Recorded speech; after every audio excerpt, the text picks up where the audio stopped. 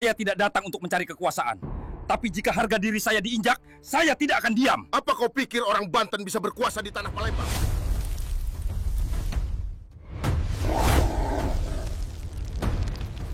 Langkah kaki Somat Gudel terasa berat saat turun dari bus malam yang berhenti di Terminal Karya Jaya, Palembang.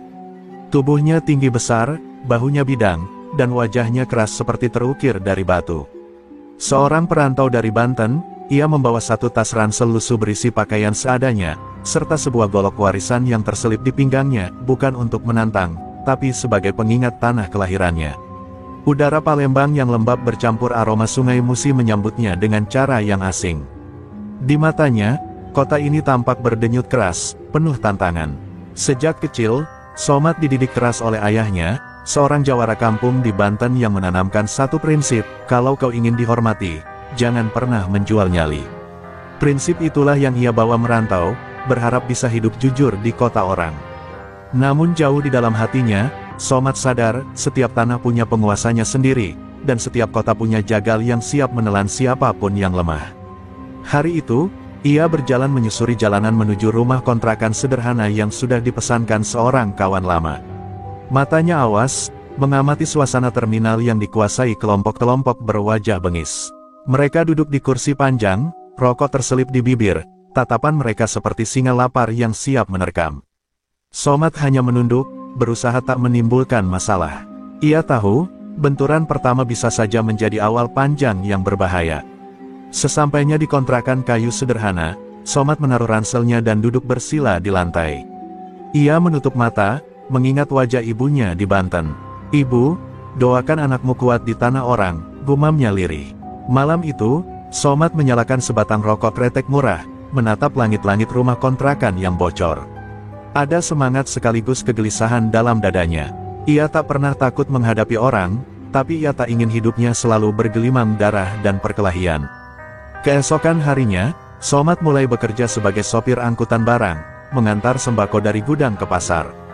Tenaga besar dan fisiknya yang kuat membuatnya cepat diterima pemilik gudang. Namun sejak hari pertama ia memegang setir, Somat sudah menyadari, jalanan Palembang bukanlah jalanan yang ramah. Ada tangan-tangan kotor yang selalu mengintai, meminta jatah dari setiap sopir yang melintas. Di pasar, Somat menyaksikan dengan mata kepala sendiri sekelompok preman berambut gondrong dan berbadan kekar yang seenaknya menendang gerobak pedagang kecil, memalak uang, bahkan merampas barang dagangan. Wajah para pedagang pucat, tak ada yang berani melawan. Somat menggenggam erat kemudinya, rasa panas merambat di dadanya. Namun ia memilih diam, menahan diri. Ia baru sampai di tanah ini, belum waktunya membuka aib dengan pertarungan. Tapi keberanian yang ia pendam ternyata menimbulkan tanda tanya. Beberapa preman pasar menatapnya dengan penuh curiga. "Sopir baru dari mana itu? Gayanya sok kalem, jangan-jangan sok jagoan," bisik salah satu dari mereka sambil menunjuk Somat. Sejak saat itu, nama Somat Gudel mulai masuk dalam radar para preman Palembang. Malam kembali turun di Palembang, namun kali ini berbeda. Dari jauh, di sebuah warung remang-remang dekat Sungai Musi, seorang pria berambut kribo duduk sambil menyesap tuak. Wajahnya sangar, tatapannya liar. Dialah Mat Kribo, preman paling ditakuti di kota itu. Saat anak buahnya melapor tentang seorang perantau dari Banten yang tidak gentar meski dikepung suasana pasar, Mat Kribo hanya tersenyum miring. "Kalau benar dia jagoan, biar aku yang ajari arti jadi raja di tanah Musi," ucapnya dingin. Hari-hari pertama Somat Gudel di Palembang berjalan penuh kewaspadaan. Ia mulai terbiasa dengan riuhnya pasar 16 Ilir, suara klakson angkot, dan aroma khas Sungai Musi yang tak pernah hilang dari udara. Namun di balik keramaian itu, Somat melihat bayang-bayang gelap yang selalu mengintai, geng preman yang berkuasa, memungut pajak liar dari pedagang dan sopir. Mereka seperti bayangan hitam yang menghisap tenaga rakyat kecil, membuat banyak orang pasrah dalam ketakutan.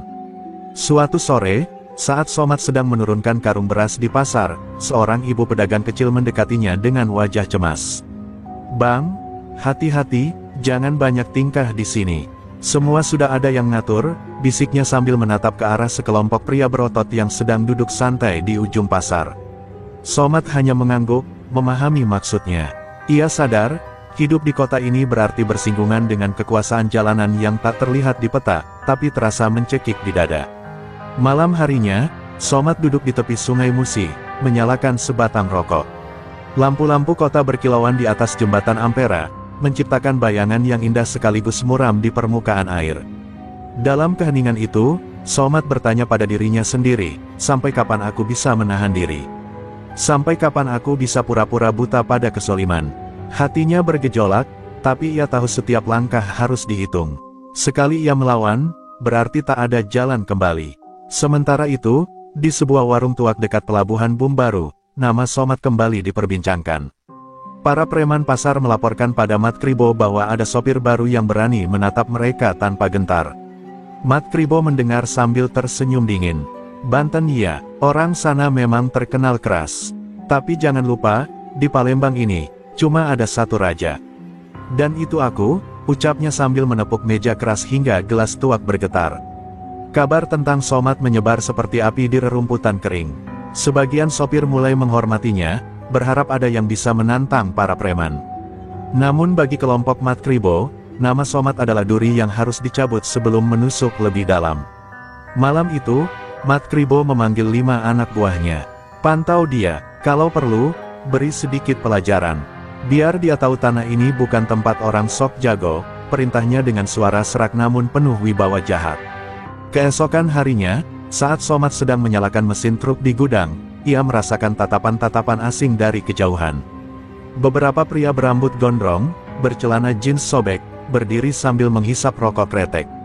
Tatapan mereka penuh tantangan, seolah mengatakan bahwa setiap gerak-gerik Somat kini diawasi.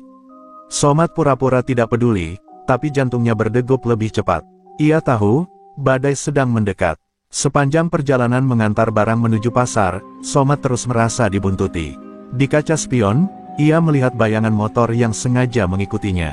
Keringat dingin mulai merembes di pelipis, bukan karena takut, tapi karena naluri jawaranya sudah membaca pertanda. Sepertinya aku tak bisa lama-lama sembunyi, gumamnya sambil menggenggam erat setir. Di balik hiruk-pikuk kota Palembang yang indah dengan sungainya, sesungguhnya sedang menunggu sebuah benturan besar. Somat Gudel, jawara Banten yang ingin hidup tenang, perlahan mulai terseret dalam arus gelap kekuasaan jalanan. Dan bayangan Mat Kribo, sang raja preman, semakin dekat, siap menguji sejauh mana keberanian seorang perantau dari tanah Banten. Pagi itu pasar 16 Ilir sudah ramai. Pedagang berteriak menawarkan dagangan, aroma ikan asin bercampur dengan bau keringat manusia, dan suara klakson becak motor saling bersahutan. Somat Gudel baru saja selesai menurunkan karung beras dari truknya ketika 3 orang pria berbadan tegap menghadangnya. Mereka memakai rantai di leher, tato di lengan, dan wajah yang jelas bukan orang baik-baik. Salah satunya meludah ke tanah, lalu menyeringai. Sopir baru, udah tahu aturan belum kalau kerja di sini? Somat menatap mereka tenang, tak bergeming meski tatapan preman itu seperti pisau yang menusuk.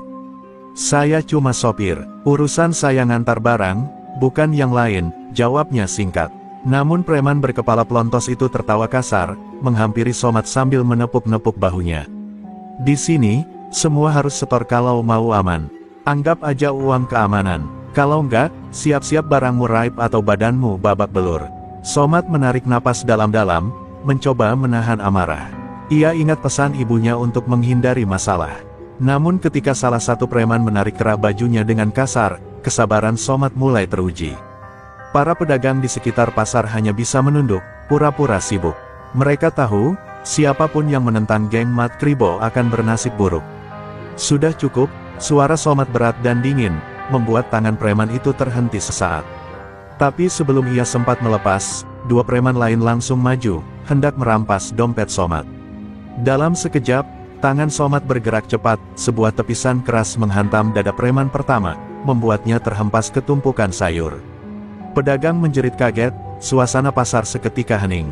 Preman kedua menyerang dengan pukulan beruntun, namun Somat menghindar dengan gesit. Lalu sekali hentakan siku membuat lawannya terhuyung dan roboh. Preman ketiga mencoba menikam dengan pisau kecil, tapi Somat menangkap pergelangan tangannya, memelintir hingga terdengar bunyi krek. Yang membuat pria itu menjerit kesakitan. Orang-orang pasar menatap dengan mata terbelalak. Mereka belum pernah melihat ada orang berani melawan preman di tempat itu, apalagi menang. Sorak-sorai kecil terdengar dari para pedagang, meski dengan suara pelan penuh takut. Siapa dia, kok bisa segagah itu lawan mereka? Bisik seorang bapak pedagang bawang. Somad berdiri tegak di tengah kerumunan, matanya tajam menatap ketiga preman yang kini meringis kesakitan di tanah. Aku tidak mencari masalah, katanya lantang. Tapi kalau kalian yang memulai, jangan salahkan aku kalau aku menyelesaikan. Kata-kata itu terucap bagai petir di siang bolong, membuat semua orang yang mendengarnya terdiam. Namun jauh di sudut pasar, seorang anak buah Mat Kribo menyaksikan kejadian itu dengan mata merah. Ia segera berlari ke arah warung tuak, membawa kabar buruk untuk bosnya. Dan kabar itu hanya akan membawa Somad Gudel semakin dekat pada badai besar yang tak bisa lagi ia hindari. Sore itu, warung tuak di tepi Sungai Musi dipenuhi asap rokok tebal dan suara gelak tawa para preman. Namun suasana mendadak berubah ketika seorang anak buah berlari tergopoh-gopoh masuk dengan wajah pucat. "Bos, ada masalah besar," katanya terbata-bata. Mat Kribo, pria berambut kribo lebat dengan tatapan liar, menaruh gelas tuaknya dengan keras hingga hampir pecah. Apalagi sekarang, suaranya berat, penuh ancaman. Anak buah itu menelan ludah sebelum melanjutkan. "Orang baru, sopir barang," katanya dari Banten. "Dia berani ngelawan 3 orang kita di pasar. Bukan cuma ngelawan, bos, dia bikin mereka nyungsep kayak anak ayam." Suasana warung seketika hening. Semua mata tertuju pada Mat Kribo, menunggu reaksinya. Hanya terdengar suara detak kipas angin tua yang berdecit di langit-langit. Wajah Mat Kribo mengeras, giginya bergemeretak menahan amarah. Ia berdiri, tubuh kekarnya menjulang, lalu menghantam meja hingga botol-botol tuak berjatuhan. "Kurang ajar, siapapun dia, nggak ada yang boleh sok jago di Palembang selain aku," teriaknya, membuat beberapa preman merunduk ketakutan. Aura kebuasannya seolah membuat udara di warung itu semakin sesak. Seorang preman gondrong mencoba menenangkan. "Bos, mungkin dia cuma orang baru yang kebetulan bisa silat. Kita biarin aja." Belum sempat kalimatnya selesai, Mat Kribo menamparnya keras hingga kursi terjungkal. "Diam. Kalau satu orang bisa berani melawan kita, besok-besok yang lain ikut berani. Abis sudah wibawa kita." Suaranya bergetar, penuh kebencian. Mat Kribo lalu menatap tajam ke arah 5 orang suruhannya yang duduk di pojok. "Kalian, besok cari dia. Jangan bunuh dulu, tapi buat dia merangkak pulang. Biar dia tahu siapa yang berkuasa di Tanah Musi." Suasana berubah mencekam. Kelima orang itu hanya bisa mengangguk, wajah mereka tegang. Mereka tahu, perintah Mat Kribo bukan sekadar perintah, itu titah yang tak bisa ditolak.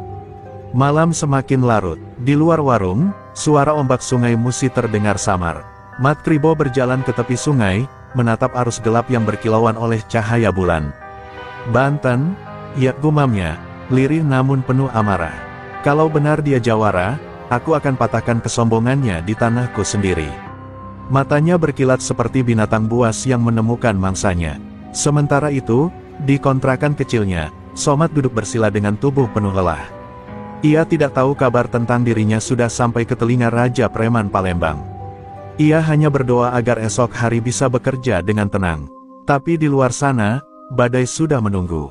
Dan ketika Somad menutup matanya malam itu, ia tak sadar bahwa jalan yang ia pilih sebagai perantau akan segera menyeretnya ke dalam pertarungan hidup dan mati. Pertarungan yang bukan sekadar soal harga diri, tapi juga soal siapa yang layak disebut penguasa jalanan Palembang. Malam berikutnya, udara Palembang terasa lembab dan berat. Somad Gudel baru saja selesai mengantar muatan terakhirnya ke gudang tepian Sungai Musi.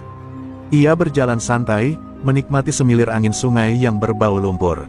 Namun insting jawaranya bergetar, bulu kuduknya berdiri. Ada yang tidak beres. Suasana terlalu sepi, padahal biasanya kawasan itu ramai oleh nelayan dan pedagang malam. Tiba-tiba, dari balik gelap, muncul 5 pria bertubuh kekar. Mereka berdiri melingkar, menghalangi jalan Somad. Salah satunya menggenggam rantai besi, yang lain membawa balok kayu. Wajah mereka penuh senyum sinis. "Kau Somad dari Banten, kan?" ujar preman gondrong dengan suara mengejek. "Bos kami, Mat Kribo, titip salam.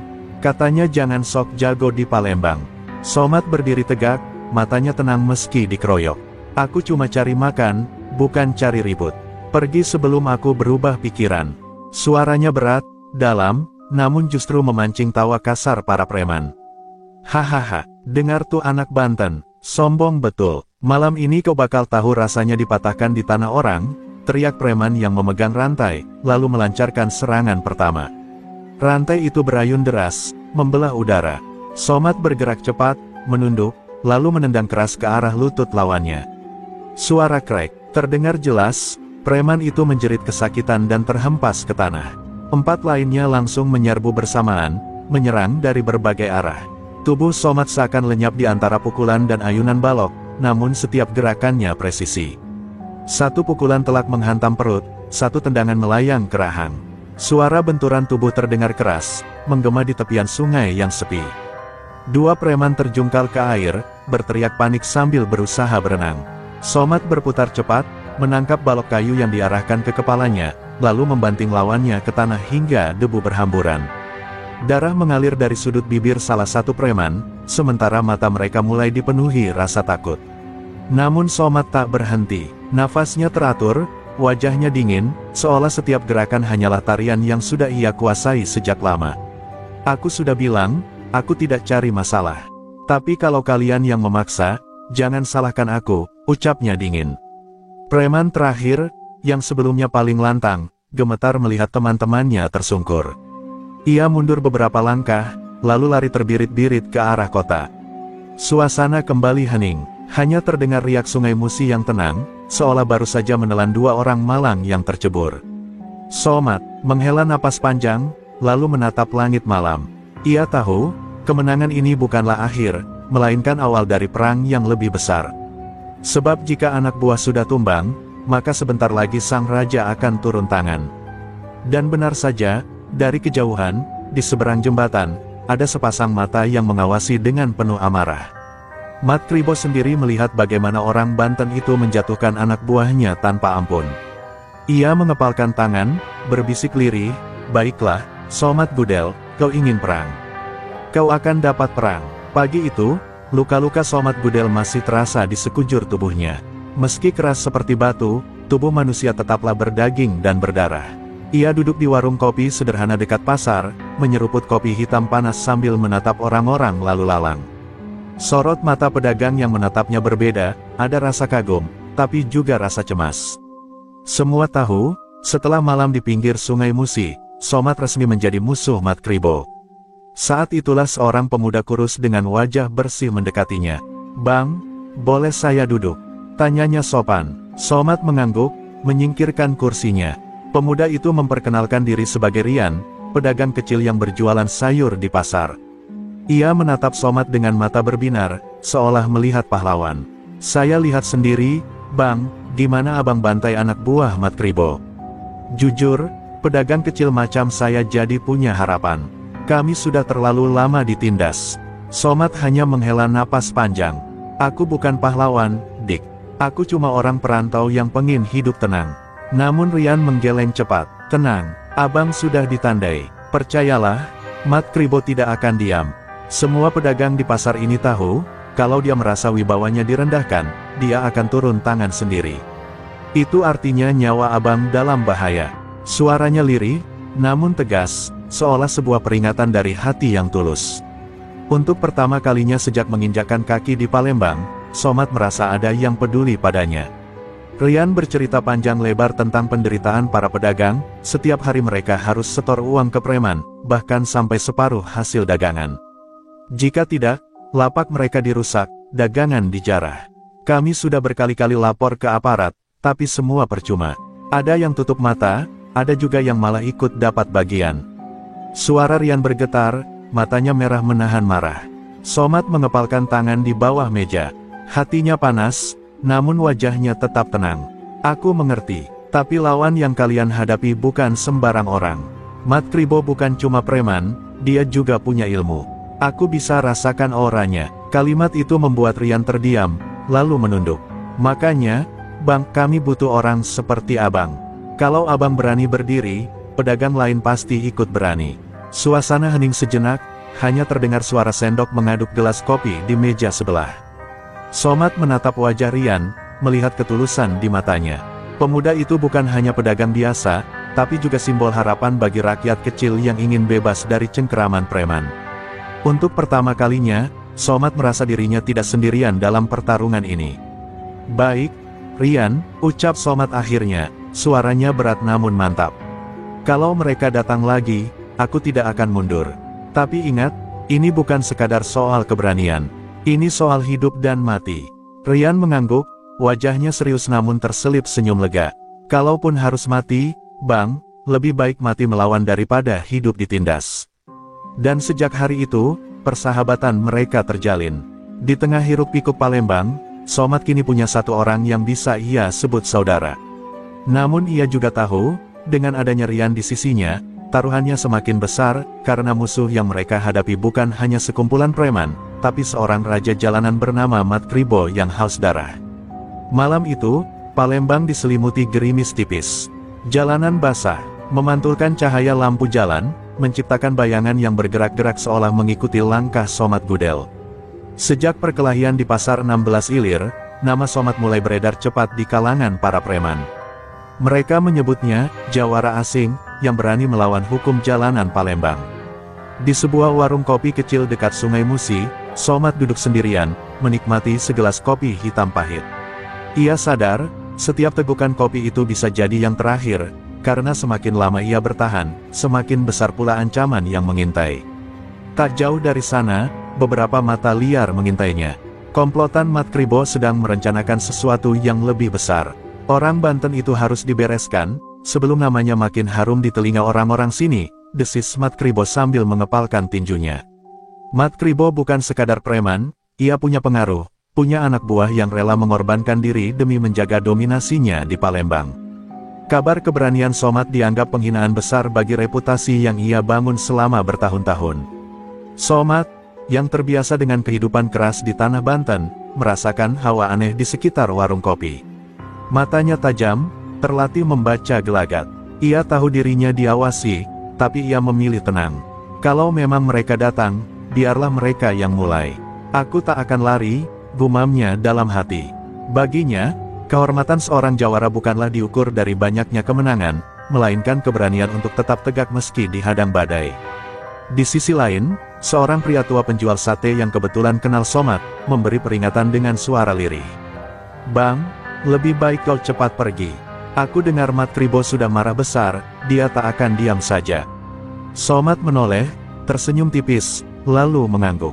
Terima kasih, Pak, tapi saya bukan orang yang suka kabur. Kalau mereka cari masalah, biarlah saya yang menuntaskannya. Kata-kata itu diucapkan penuh ketenangan, meski di dalam hati Somat sadar pertempuran besar akan segera datang. Malam makin larut. Dari kejauhan, suara motor-motor berknalpot bising mulai terdengar mendekat.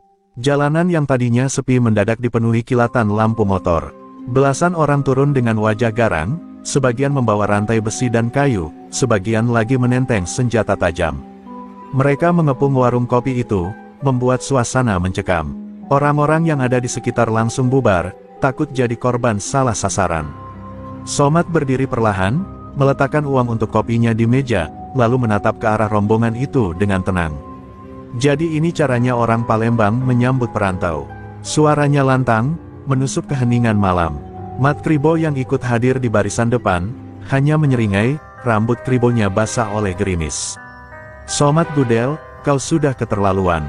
Malam ini, kau tak akan pulang dengan kaki utuh. Tegangan kian memuncak. Somat berdiri tegak, tubuhnya terlihat kokoh diterpa cahaya lampu jalan yang temaram. Satu persatu preman maju mendekat, namun Somat tidak gentar. Di balik wajah tenangnya, darah jawara Banten mendidih. Ia tahu, malam ini bukan sekadar perkelahian biasa. Ini adalah ujian hidup mati, benturan harga diri antara jawara Banten dan penguasa jalanan Palembang. Gerimis semakin deras, seakan menjadi musik latar dari pertempuran yang tak bisa dihindari. Somat mengepalkan tangan, siap menyalurkan jurus-jurus warisan tanah jawara. Di seberangnya, Mat Kribo mengangkat tangannya, memberi aba-aba pada anak buahnya untuk menyerang serentak. Dalam hitungan detik, dunia di sekitar Somat seolah membeku, hingga akhirnya, pertempuran paling brutal yang pernah ia hadapi pun dimulai. Hujan deras turun mengguyur Palembang malam itu, seakan langit ikut menyaksikan duel yang tak terhindarkan. Belasan preman Mat Kribo langsung menyerbu dari segala arah. Rantai besi berputar di udara, kayu balok diayunkan membabi buta. Suara teriakan bercampur dengan dentuman sepatu menghantam aspal basah. Somat Gudel berdiri di tengah lingkaran, matanya menyala seperti singa yang baru dilepas dari kurungan. Saat serangan pertama datang, ia menunduk cepat, lalu menendang keras ke arah lutut lawannya. Preman itu jatuh menjerit, memegang kakinya yang patah. Tak ada waktu untuk berhenti. Dua orang menyerang dari belakang dengan parang terhunus, tapi Somat berputar, menepis tangan lawan, lalu menghantamkan sikunya ke dada mereka. Dentuman keras terdengar, membuat dua tubuh itu terpelanting ke lumpur. Setiap gerakan Somat terlatih, cepat, penuh tenaga, bagaikan aliran ilmu silat Banten yang diwarisi sejak muda. Tubuhnya basah kuyup, tapi semangatnya justru makin membara. Ia tahu, ini bukan hanya soal bertahan hidup, tapi juga soal kehormatan. Mat Kribo memperhatikan dari kejauhan, wajahnya kian memerah. Ia tak menyangka anak buahnya bisa dipermalukan secepat itu. "Hajar, jangan kasih dia bernapas," teriaknya lantang. Sontak, 6 preman sekaligus maju, mengepung dari segala sisi. Somat sempat mundur beberapa langkah, punggungnya hampir menyentuh dinding warung kopi yang sudah kosong. Namun bukannya gentar, ia justru menarik napas panjang. Dalam sekejap, tangannya bergerak lincah, menangkis hantaman kayu dan menendang lawan yang mencoba menusuk perutnya. Tubuh para preman terhempas satu demi satu. Ada yang menghantam meja warung hingga pecah, ada yang terguling ke jalan beraspal licin, ada pula yang pingsan dengan hidung berdarah. Meski jumlah lawan banyak, keberanian Somat tak tergoyahkan. Ia seperti banteng yang dikepung serigala, namun justru membuat para serigala ketakutan dengan setiap sabetan dan tendangannya. Namun jumlah tetaplah jumlah. Dari sisi lain, seorang preman berhasil menghantam bahu Somat dengan besi panjang. Tubuhnya terhuyung, rasa nyeri menjalar. Tapi ia tak membiarkan tubuhnya jatuh. Dengan amarah yang memuncak, ia berbalik, meraih besi itu, lalu menghantamkan ke perut pemiliknya. Preman itu terkapar, mulutnya berbusa, tak mampu lagi bangun. Darah bercampur dengan hujan, menambah kesan brutal malam itu. Melihat anak buahnya berjatuhan, Mat Kribo akhirnya maju sendiri. Ia menepis anak buah yang masih hendak menyerang. "Mundur kalian, biar aku yang habisi dia," teriaknya. Tubuhnya besar, rambut Kribo yang basah menambah kesan liar. Dengan tangan kosong, ia melangkah mendekati Somat. Tatapan matanya tajam penuh dendam. "Kau pikir orang Banten bisa berkuasa di tanah Palembang? Malam ini kau akan jadi bangkai, Somat." Somat mengusap darah yang mengalir di pelipisnya, lalu menatap Mat Kribo dengan tenang. "Aku tak datang untuk cari kuasa. Tapi kalau harga diri diinjak, aku tak akan tinggal diam." Kata-katanya menusuk, membuat suasana mendadak hening. Preman-preman yang masih sadar hanya bisa menonton, tahu bahwa bentrokan dua raksasa inilah yang akan menentukan siapa penguasa sebenarnya malam itu. Di bawah derasnya hujan, dua sosok itu berdiri saling berhadapan. Tangan terkepal, urat-urat menegang, aura permusuhan memuncak. Dunia seakan berhenti berputar, hanya menunggu dentuman pertama dari duel maut antara Somat Gudel, Jawara Banten, melawan Mat Kribo, Raja Jalanan Palembang. Hujan terus mengguyur, seolah menambah dramatis suasana malam itu. Somat Gudel berdiri tegap, napasnya berat, tubuhnya penuh luka dan basah kuyup. Di hadapannya, Mat Kribo dengan rambut Kribo yang melekat basah menatap tajam, wajahnya dipenuhi amarah yang membara. Mereka berdua berdiri dalam jarak hanya beberapa langkah, dikelilingi anak buah Mat Kribo yang terkapar atau masih setengah sadar. Suasana mencekam, hanya suara hujan dan dentuman petir yang sesekali menyambar langit Palembang. Mat Kribo maju perlahan, lalu tiba-tiba melompat dengan pukulan lurus mengarah ke rahang Somat. Namun Somat, dengan refleks jawara yang terlatih, menunduk cepat dan membalas dengan tendangan ke arah perut. Dentuman keras terdengar, membuat Mat Kribo terdorong beberapa langkah ke belakang. Tapi bukannya tumbang, ia justru tertawa keras, menandakan tubuhnya sekeras baja. "Lumayan, Gudel, tapi itu belum cukup buat merobohkan aku," teriaknya lantang. Somat tahu lawan di depannya bukan preman sembarangan. Setiap gerakan Mat Kribo penuh tenaga dan buas, berbeda dengan anak buahnya yang mudah dipatahkan. Mereka pun saling bertukar pukulan, tendangan, dan bantingan. Tangan Somat sempat menghantam pipi Mat Kribo hingga berdarah. Namun balasannya cepat, siku Mat Kribo mendarat keras di bahu Somat, membuatnya terhuyung ke belakang. Darah bercampur dengan hujan, jatuh ke aspal hitam yang licin. Duel itu berlangsung brutal. Somat sempat dijepit ke dinding warung oleh Mat Kribo, kepalanya hampir dihantam ke meja kayu yang tersisa. Tapi dengan tenaga terakhir, ia mengunci lengan lawan, memelintirnya, lalu membanting Mat Kribo ke tanah becek. Suara benturan keras membuat anak buah yang menonton menelan ludah, tak percaya raja mereka bisa dijatuhkan. Namun Mat Kribo tak tinggal diam. Ia bangkit dengan wajah penuh lumpur, lalu melancarkan pukulan beruntun seperti hujan batu. Somat berusaha menahan dengan kedua lengannya, tapi beberapa hantaman berhasil menembus pertahanan. Perutnya terasa perih, kepalanya pening, namun tatapannya tetap tajam. Kalau aku tumbang, itu hanya karena aku sudah mati. Selama aku bernapas, kau tak akan menang, desis Somat dengan suara parau. Kata-kata itu justru membuat Mat Kribo semakin murka. Ia melompat, mencoba mendaratkan tendangan maut ke dada Somat. Tapi saat itu juga, Somat memusatkan seluruh tenaganya. Dengan satu gerakan cepat, ia menangkap kaki lawan, memutar tubuhnya, lalu menghantamkan Mat Kribo ke tanah dengan keras. Suara teriakan Mat Kribo menggema, tubuhnya terhempas, membuat tanah becek berhamburan. Kesunyian melingkupi tempat itu. Anak buah Mat Kribo terdiam, tak percaya pemimpin mereka bisa dipermalukan begitu rupa. Somat berdiri dengan tubuh gemetar, darah mengalir di wajahnya, tapi matanya masih tajam penuh wibawa. Ia menatap Mat Kribo yang terbaring, berusaha bangkit namun terus terjatuh lagi. Aku bukan cari musuh, kata Somat dengan suara berat, tapi jangan pernah anggap perantau bisa diinjak di tanah ini. Aku bukan siapa-siapa, tapi aku takkan biarkan harga diriku diinjak. Ucapannya menggema di tengah hujan, dan malam itu, Palembang seakan mengakui lahirnya legenda baru, Somat Gudel, Jawara Banten yang berani menantang Raja Jalanan. Keesokan harinya, kabar tentang duel brutal di pinggir Sungai Musi menyebar cepat di seluruh Palembang. Pedagang, sopir angkot, bahkan nelayan di tepian sungai, membicarakannya dengan mata berbinar. Mereka menceritakan tentang Somat Gudel, Jawara Banten yang berani menundukkan Mat Kribo, Raja Preman Palembang. Setiap kali cerita itu keluar, sorot mata orang-orang dipenuhi rasa kagum, sekaligus rasa takut pada kekuatan lawan-lawannya yang dulu tak terkalahkan. Di warung kopi dekat pasar, Rian sudah menunggu Somat. Ia tersenyum lebar saat melihat temannya berjalan pelan, tubuhnya lecet, tapi langkahnya mantap. Bang, semua orang sudah tahu apa yang terjadi semalam.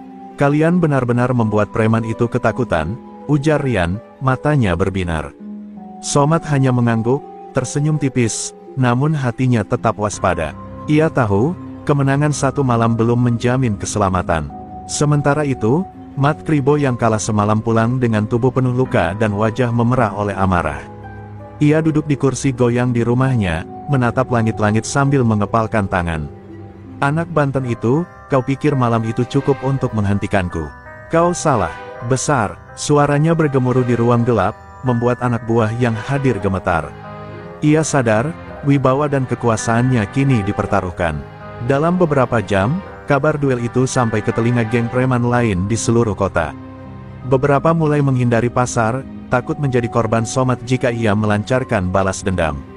Namun beberapa yang lebih berani justru mengadu domba, menyiapkan strategi untuk merebut kembali tengkorak kekuasaan yang mereka anggap sempat terguncang.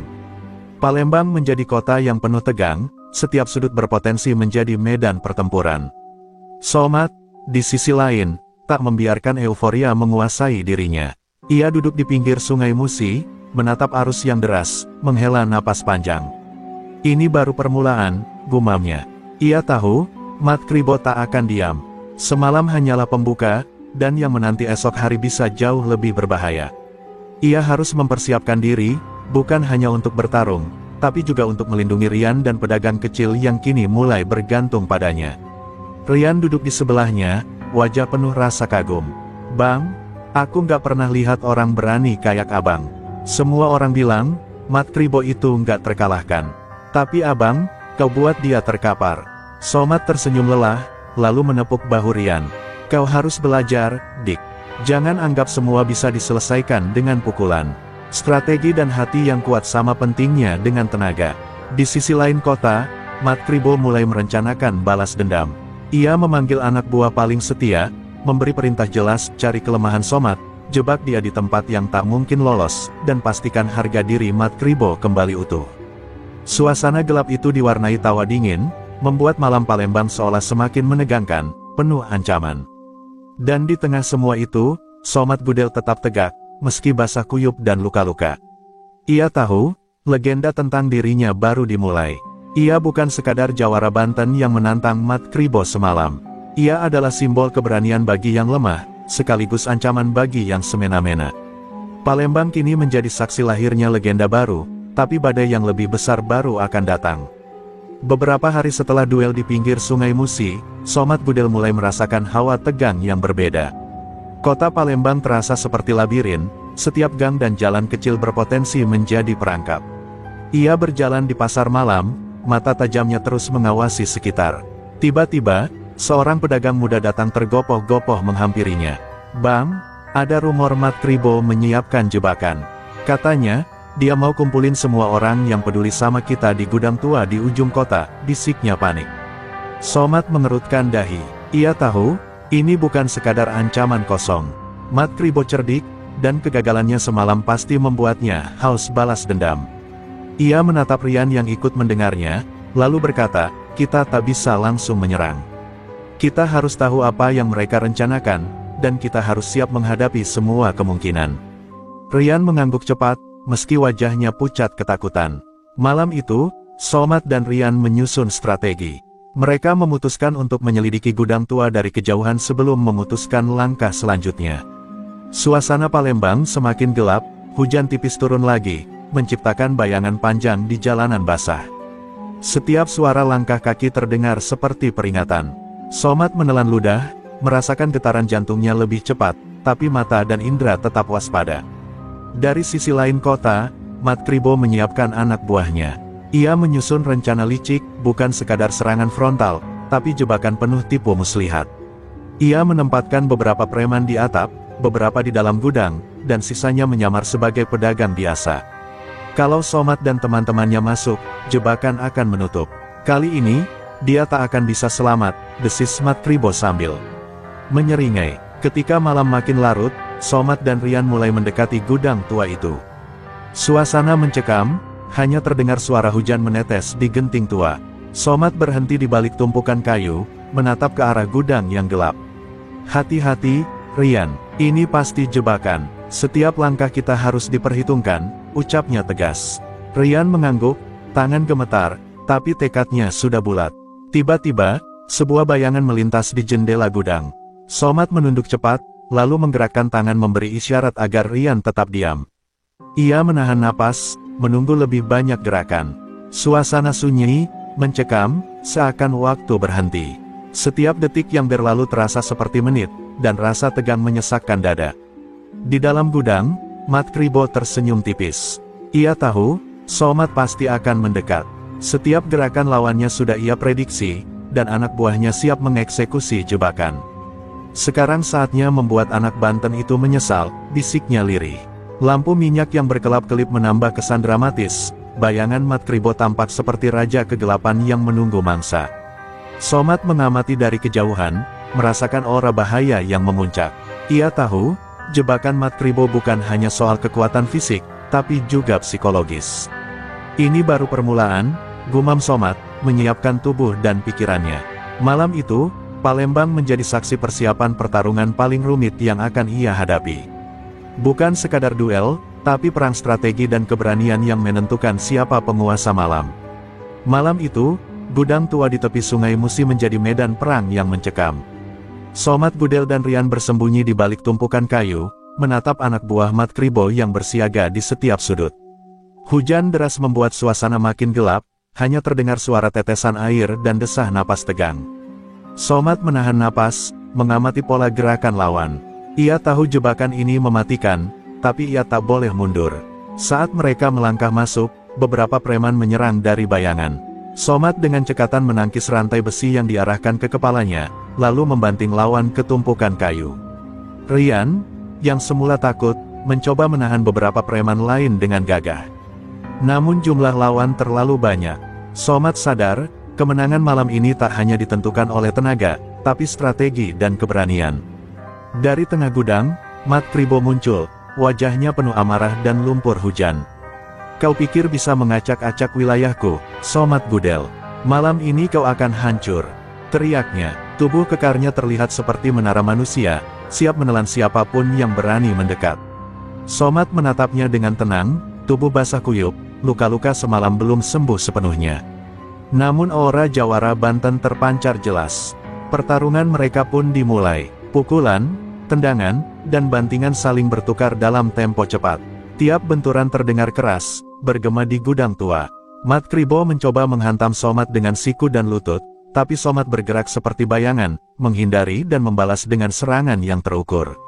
Setiap jurusnya menghantam lawan dengan presisi, membuat anak buah Mat Kribo terpana. Ketegangan memuncak ketika Mat Kribo melontarkan tendangan tinggi ke kepala Somat.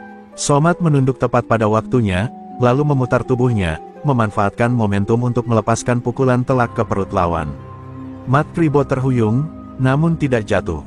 Ia tertawa getir, menunjukkan bahwa kekuatannya belum terkalahkan. Hahaha, kau memang hebat, tapi malam ini aku raja, teriaknya. Somat mengatur napasnya, fokus pada jurus terakhir yang diwariskan dari Jawara Banten. Ia melompat, menendang dengan tenaga penuh ke dada Mat Kribo. Dentuman keras terdengar, tubuh Mat Kribo tersungkur menimpa tumpukan kayu, kaget dan lumpuh sesaat. Anak buah yang tersisa menjerit, ketakutan melihat pemimpin mereka terjatuh di hadapan seorang perantau. Rian, yang menonton dari sisi gudang, tersenyum lega. Ia melihat Somat berdiri tegap, darah mengalir dari beberapa luka, namun aura keberanian dan kekuatan terpancar jelas. Mat Kribo mencoba bangkit, tapi tenaga dan wibawanya sudah terkuras. Ia menatap Somat dengan rasa takut dan hormat sekaligus. Kau memang Jawara Banten, gumamnya, hampir tak terdengar. Malam itu, hujan terus mengguyur, menyapu darah dan debu di lantai gudang. Somat berdiri di tengah, napas berat namun mantap. Palembang kini menyaksikan lahirnya legenda baru, Somat Gudel, Jawara Banten yang mampu menundukkan Mat Kribo dan anak buahnya. Ia bukan hanya pemenang, tapi simbol keberanian bagi yang lemah dan peringatan bagi siapapun yang berani menindas. Legenda ini akan dikenang di jalanan Palembang selamanya.